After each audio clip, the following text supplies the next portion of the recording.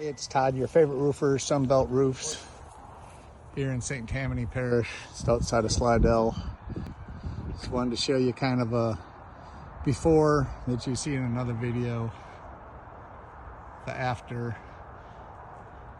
This is a Louisiana Fortified Homes Program grant recipient who also had to go out of pocket, obviously, but he wanted a really good roof.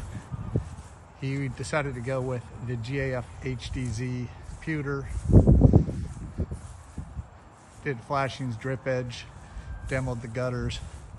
Back my gutter crews here, putting all new 6-inch seamless aluminum on.